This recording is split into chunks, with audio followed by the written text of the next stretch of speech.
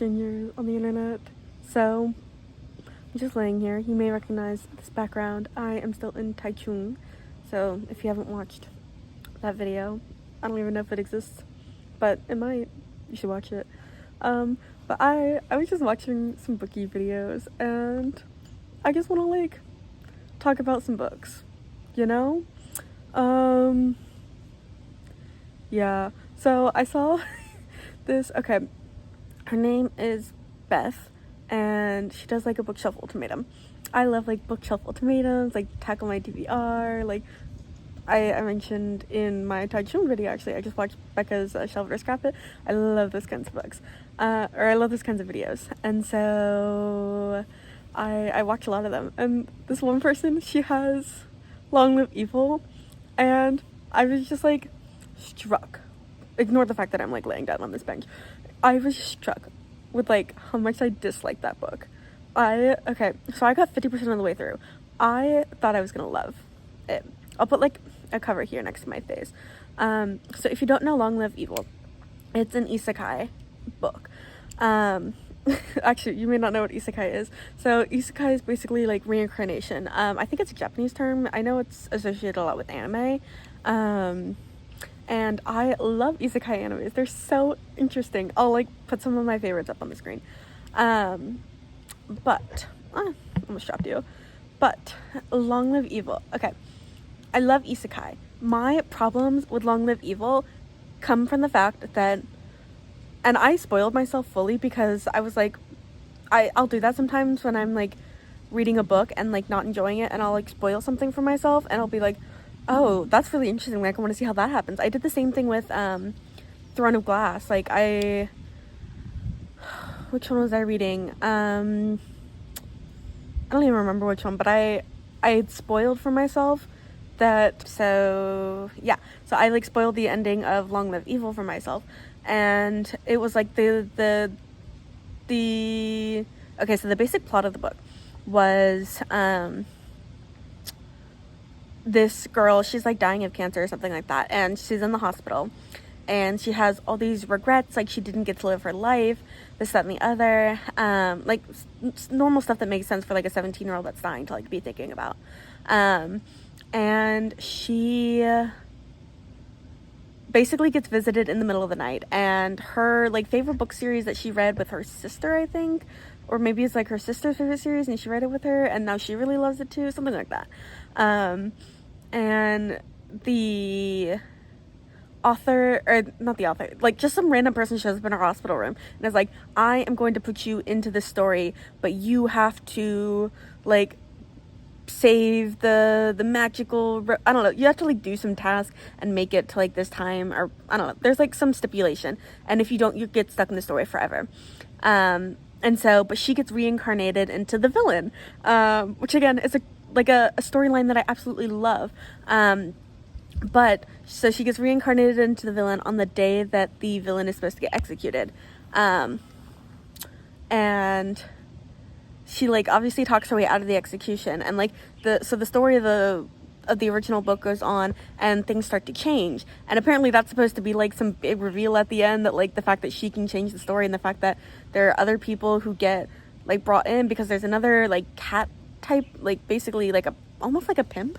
I don't know how to describe him, but he is also a person who was reincarnated into the story, but he didn't meet the deadline, and so he's stuck in the story. But his version of the story didn't have him as a character, obviously, but her version of the story that she read, like, he's a main character, like, he's an actual, like, villain character. And so, like, it's supposed to be this whole thing where, like, they can actually, like, change the story, and, like, like, of course they can change the story, like, what the fuck. But and I think, okay, my prediction, I didn't actually read about this, but my prediction is that the main, like, prince guy, okay, so in the original story, the prince guy, he, like, has some sort of trauma, and then he turns out to be, like, the savior or whatever. And then in the new version, she meets this, like, background thief character who she, like, convinces to, like, help her with her plot. I think his name is, like, Jack or something, or John, if I remember. I think it's Jack.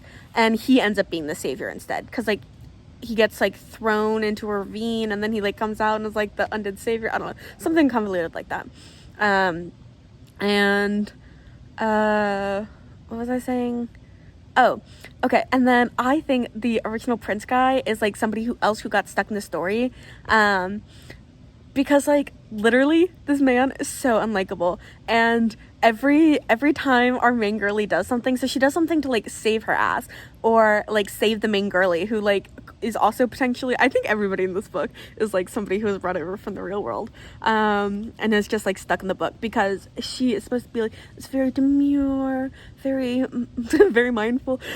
I spend too much time on the internet, but she's supposed to be this like very like soft, like can't protect herself, like very damsel in distress, except for the fact that she's like such a conniving bitch, and like the prince keeps like saving her over the main character who's like the villain, and like this girl countlessly proves herself that she's not a fucking villain anymore, and then literally people will be like sympathetic towards her, like she'll save the main, she's okay, this is the scene that like absolutely broke it for me. She saves, they're at this ball and she goes out into the courtyard, and then the demure girl like reveals herself to be like kind of a conniving bitch, and the main character is like, I just saved your ass from assassins, like these assassins came to kill you, not me, and here I am trying to save you, dum and what was I saying? Oh, and then like the prince comes out, like the main, like the guy who was supposed to be the original savior comes out and is like, you were the one who hired the assassins and then you're just trying to make yourself look good. And I'm like, literally, what the fuck? Like, that was what got it. That was like so frustrating because literally anything that she did, the whole point was that she was supposed to be able to change the story, except the story kept changing around her to still make her the villain. And like, I can't stand it when characters get a bad rap purely for the sake of story. They do the same thing in the Sword, it's an anime, also like kind of an isekai, and they did the same thing in that one where the main character, he gets accused of raping the prince's daughter, and like he didn't do it, and everyone's like, oh, you must have done it, like you're the shield hero, like the shield hero sucks, blah, blah, blah, blah. And like literally he's getting blamed for all of these horrible things when it's obvious he didn't do it. Like, what? And then like he's like, well, if you're gonna blame me for it, I'm just gonna turn into a villain anyway. And I'm like, the way I don't mind when characters get blamed for things that they didn't do. Like sometimes that's just part of the plot. I hate it when they're unbelievably blamed for something that they do and everybody automatically turns against them for these assumptions of things that there's no way that they could have done, or like it doesn't make sense that they would have done, or like for the plot they turn against them. Because like in the villain, like, or in the Long Live Evil, it's like, oh, we need the main character to still like pretend to like, or we need our main girlie to like still try and overcome the obstacles of being a villain. No, that's over. Like that should have been done at the 50% mark. Like that's where I was. Like she should stop trying to have to convince people that she's not a villain anymore, or at least like she should stop trying to have to like, the character shouldn't automatically be turning against her. They should be using some logic in the brain to think like, oh, these assassins came, she saved the damsel in distress, like maybe she's not as bad as we thought she was, or like she keeps doing all these things to like save the princesses or say the royal courtiers or whatever. Like she attacks like the people who are attacking them in the courtyard, which doesn't happen in the original book, and that's the first time she's like, ooh, that's kind of sus. And like then everybody's like, well, you weren't supposed to do that, and like you must be evil. And I'm like, that makes no sense. It was just so frustrating. And like, yeah, so I don't know, every time I see Long Live Evil, I have these same thoughts that come, I have these same like feelings that come, because like there are rational thoughts behind why I don't like this book, but like it's mostly like the feeling of that's what I don't like. It's the feeling of frustration of these characters are doing everything right. These characters are good people, or at least they're trying to be good people, and like they're helpful, and like they're kind sometimes, and like they're participating in the story in the way that they're supposed to, and yet everything is turning against them for no reason. Like it doesn't make any sense. I'm like, So every time I see like in a video or like on a bookshelf, like even in real life, I'll see somebody who's like has a copy of Long Live Evil, like, and I'm like, I can't go up to them and just like spout like my 10 minutes of nonsense about this book, but I really hope they hate it too. And like people love it.